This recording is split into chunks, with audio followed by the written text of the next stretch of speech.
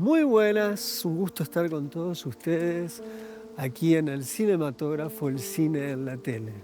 Estamos en los estudios Gelassenheit, nuevamente nuestros estudios en Alemania, un estudio gigantesco lleno de árboles, y detrás de cámara está el gran Philipp Hartmann.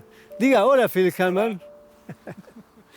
Bueno, en el programa de hoy tenemos lo siguiente. Vamos a hablar de La luz que imaginamos, la película de Payal Kapadia, una cineasta india, probablemente la más importante en la actualidad dentro del cine de la India, pero también una de las grandes cineastas del presente.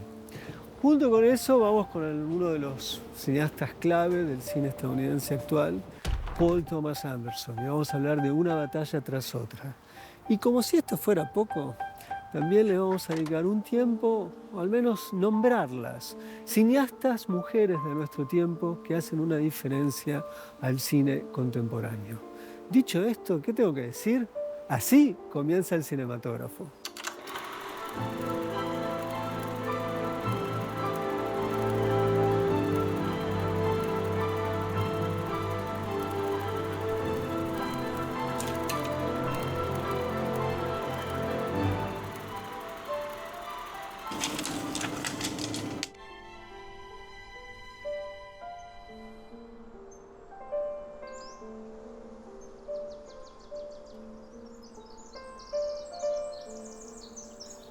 Paul Thomas Anderson filmaría así, en un gran traveling, en un plano secuencia, característica de la firma del director.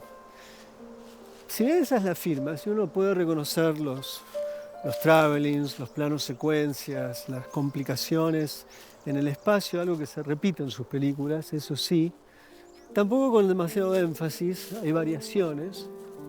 No obstante, si uno piensa en las películas de Anderson, son todas películas distintas.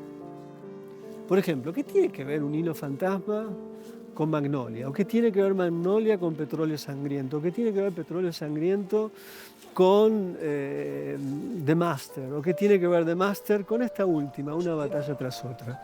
En ese sentido es muy difícil entender cuál es el hilo secreto de las películas.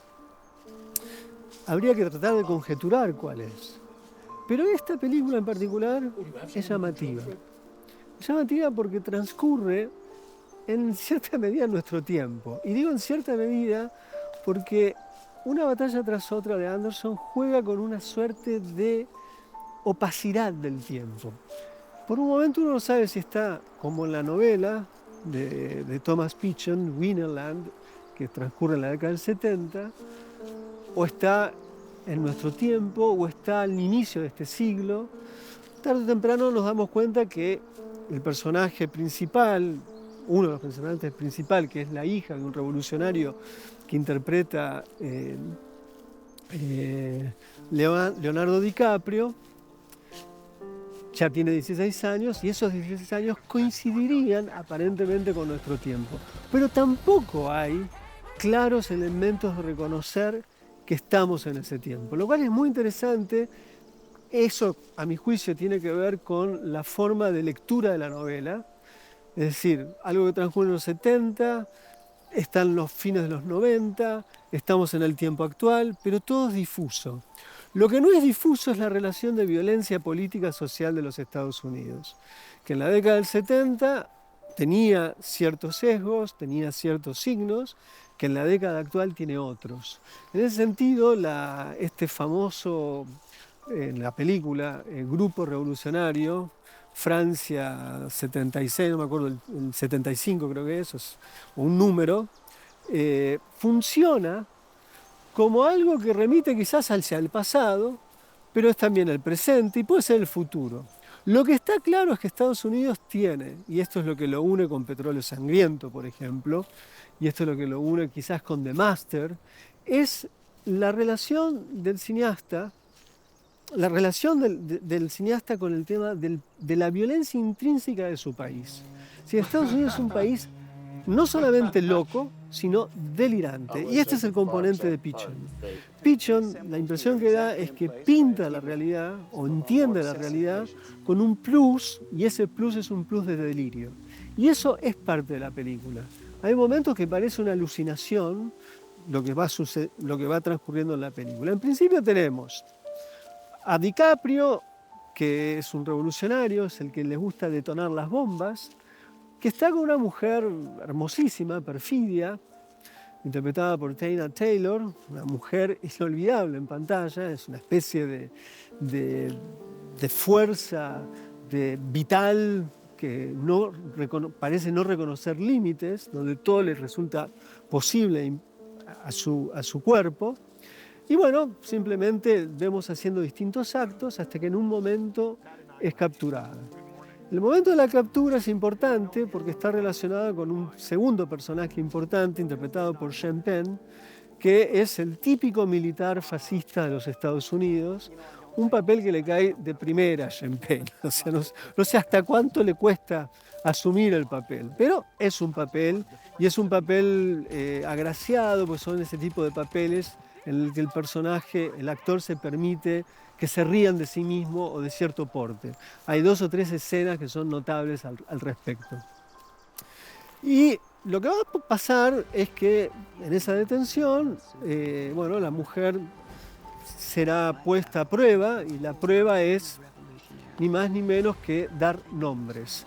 Esto es algo muy importante en la película porque desde la década del 20, es decir, 100 años atrás, cuando Estados Unidos tenía una muy poderosa lucha sindical, la manera de destituir los movimientos revolucionarios o los movimientos radicalizados políticos en Estados Unidos fue trabajar con infiltrados y luego de trabajar con infiltrados el hecho de pedir nombres, torturar hasta deshacer las organizaciones radicales, de políticas radicales. Y eso aparece en la película. Bueno, algo pasa en relación a esta mujer, pero en el medio de esto, justo en ese momento, ellos tienen un hijo. Lo que vamos a ver más tarde es el destino de ese padre, de ese hijo. Ella queda fuera de campo completamente. Y a partir de ahí vemos 16 años más tarde qué pasa con el personaje de DiCaprio, Bob, qué pasa con el personaje de su hija, en qué andan, en qué están haciendo. Bueno, detrás de esto hay una subtrama muy delirante, hay algo que remite a The Master, al delirio de la pureza estadounidense, en donde aparece, entre otras cosas, una organización de esas típicas organizaciones secretas, en este caso se llama Christian Adventures, los aventureros cristianos, sería la traducción, o la aventura cristiana, habría que ver cómo ponerlo, pero se trataría ni más ni menos que de una nación que se ocupa por, esa es la nación, es una organización dentro de la nación, una suerte de logia, que mantiene la pureza de los Estados Unidos y que muchas veces está relacionada con los presidentes y con las políticas de un momento. Y esto se muestra en la película y está relacionado con la trama respecto del personaje de Sean Penn, que, bueno, simplemente está relacionado con la mujer que quedó presa y que puede haber algún tipo de problema suscitado por esa relación con una mujer negra para esta asociación blanca. Ese es uno de los subtemas, es un tema muy importante en la película, muy importante, porque permite ver una configuración de la nación estadounidense bajo el ideal de pureza y bajo la idea de que es una nación de blancos. Y esto es, vuelvo a insistir, es absolutamente en concordancia con Trump de nuestro tiempo, del tiempo actual en ese sentido, donde también hay una idea de una cierta aristocracia de la nación, donde los blancos son los verdaderos americanos y el resto habría que ver o expulsar directamente. Que por eso empieza la película con una expulsión de latinos. Hay un personaje magnífico de Benicio del Toro, en donde Del Toro hace de maestro de karate, pero en el fondo lo que hace es trabajar con todos los inmigrantes, ayudar a los inmigrantes a entrar a los Estados Unidos y cuidar a su gente, porque es mexicano.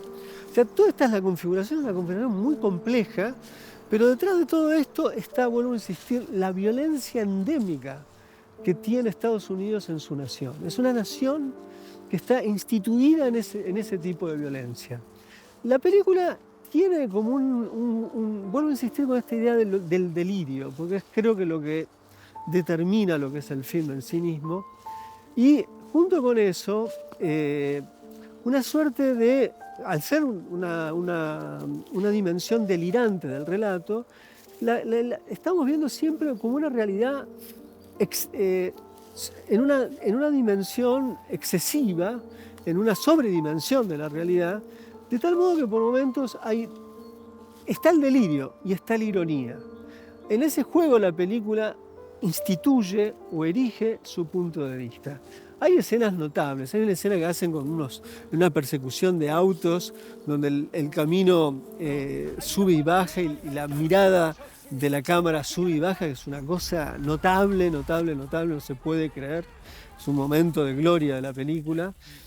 Otra persecución en la forma en la que filman el momento en que perfidia, el momento que la agarran. O sea, hay una cantidad de ideas visuales que son típicas de este cineasta, que para mí es uno de los grandes cineastas del cine de nuestro tiempo. La película va a ser una de las películas más vistas del año, probablemente de las que más Oscars y todas esas cosas que no tienen la menor importancia, pero lo que me encanta del señor Paul Thomas Anderson es que le da la espalda a los festivales y no presenta sus películas en los festivales. Hace ya rato largo que hace eso y eso es interesante. Está por fuera trabaja en el corazón de Hollywood, pero hace lo que se le da la gana. No depende de los festivales para posicionarse y sin embargo, entre los últimos 10 días, el gran evento del año era ir a ver la nueva de Paul Thomas Anderson. Paul Thomas Anderson es uno de los autores de nuestro tiempo. En un cierto sentido tiene esa petulancia, hermosa petulancia, de uno de los grandes como puede haber sido Orson Welles. Sus películas son un acontecimiento y una batalla tras otra no deja de serlo. Did Shasta have a room of her own here? Or did they all just cozy up together?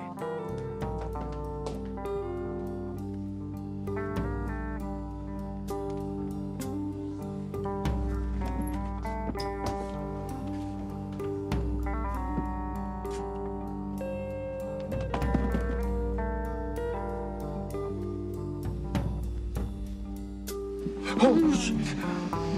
This is the vessel you're existing in now, in 1950. Excuse me. As you all may recall, during the trauma that you went through while we were processing, Yes.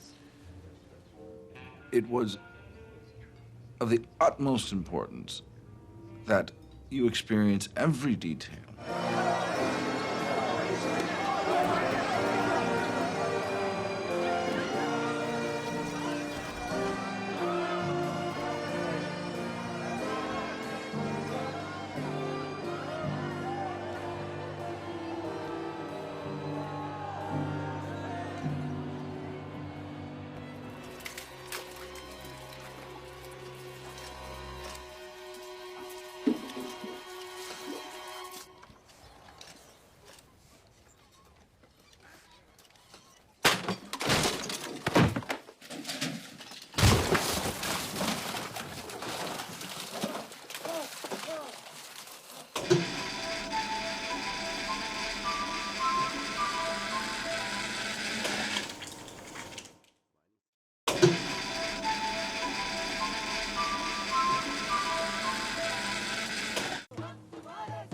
আগেরবার আমি এখানে আমাদের স্ট্রাইকের সময় এসেছিলাম।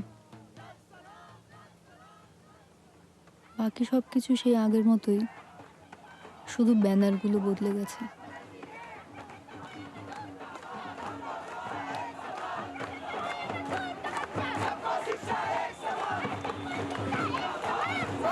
La luz que imaginamos, película de Payal Kapadia.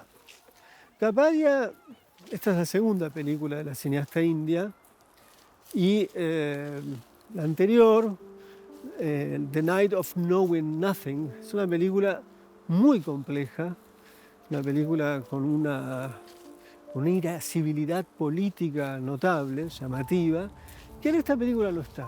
Esta es una película que si uno tuviese que decir algo, no necesariamente en su contra, pero sí una debilidad, es una película sobre la reconciliación, o una forma de posicionarse de los personajes en donde podríamos decir son personajes reconciliados con la realidad.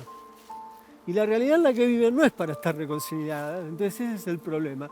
Hay una sola escena que se puede ver, no la ira, pero sí el descontento a propósito de una protesta vinculada con trabajadores en relación con los lugares donde viven, y después una escena donde tiran las dos mujeres una piedra.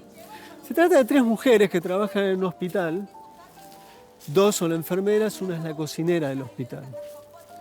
Y la película, en principio, se sitúa en esas tres vidas.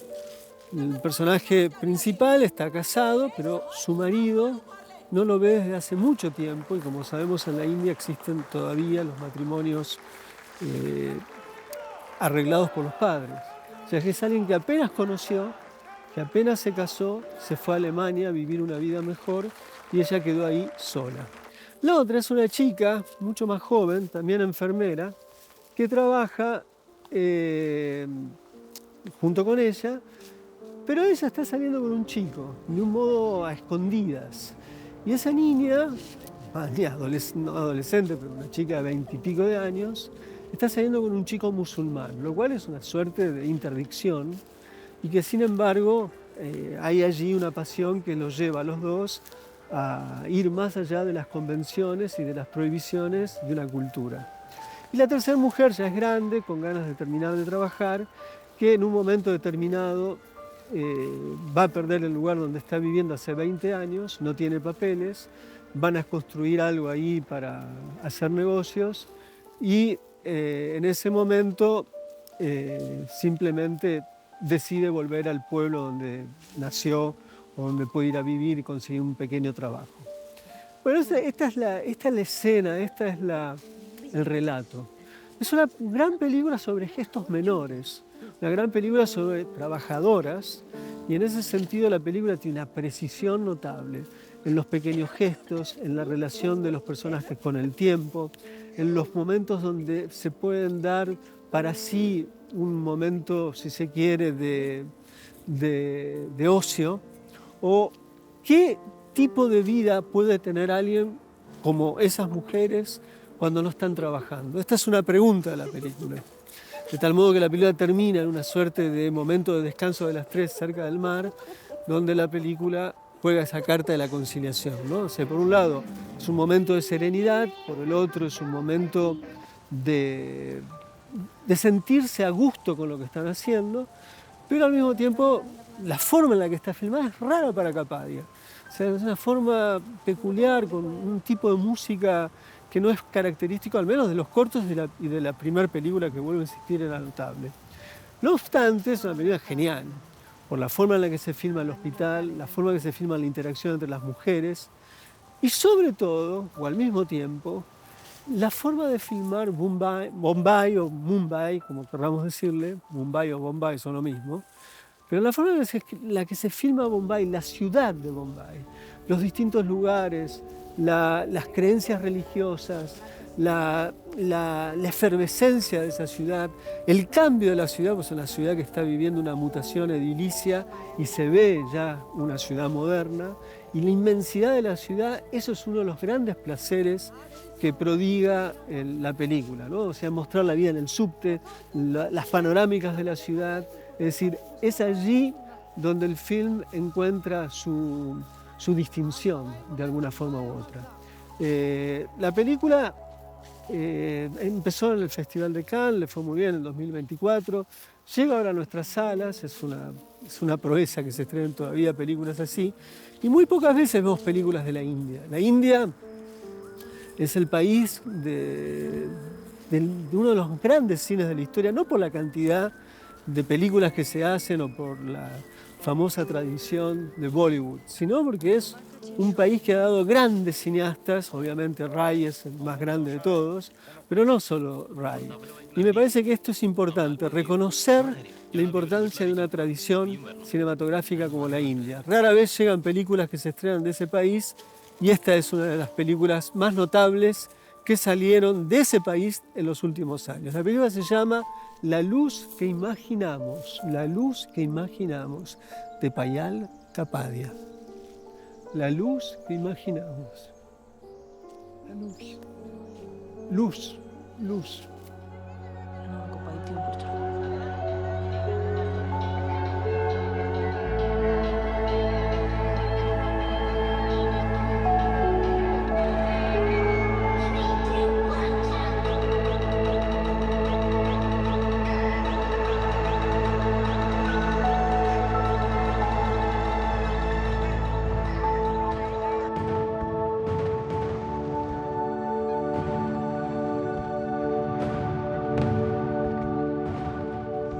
Lo que vamos a hacer ahora es muy sencillo. Un conjunto de mujeres clave del cine contemporáneo y algunas escenas de sus películas. Una tras otra, simplemente, para retener nombres, para saber que están filmando y para saber que si hay algún tipo de diferencia del cine contemporáneo, muchas veces tiene que ver con las cineastas de nuestro tiempo. Así comienza este montaje de grandes cineastas mujeres de hoy.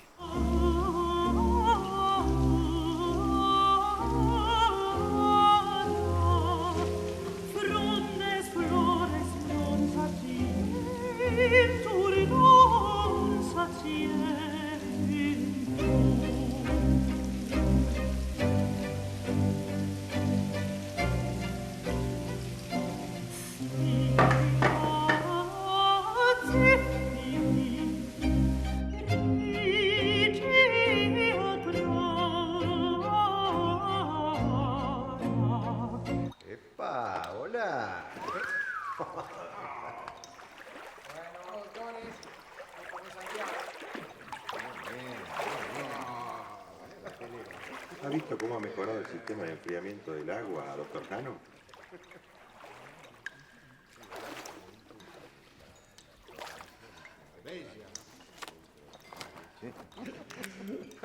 ¿Quién lo hubiera dicho, doctor?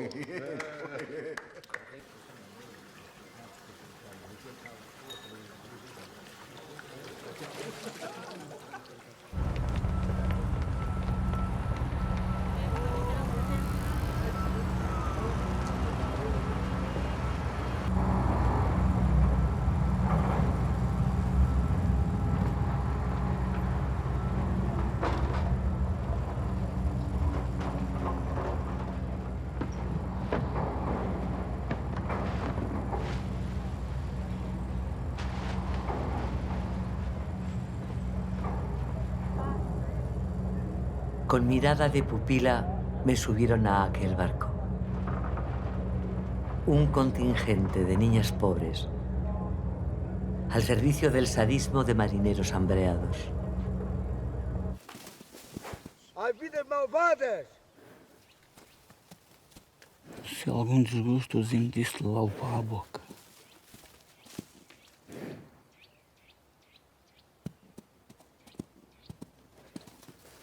Parece que gozam com o nosso sacrifício. Se eles sangrassem como nós. Querem lá saber para quem tem o rei na barriga? Andam cheios de coroas. É assim que eles engordam. Não apanham nem um bago. Não são eles que queimam na cabeça ao sol.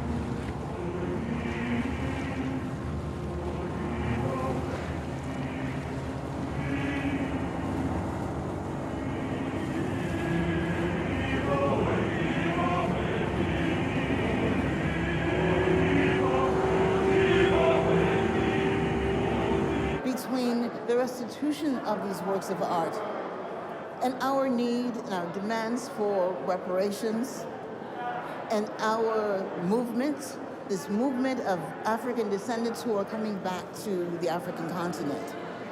So the objects are coming home little by little, and so are the people. None of us will be free spiritually, politically, emotionally, until these works have been liberated themselves, until they are returned to their proper place of origin.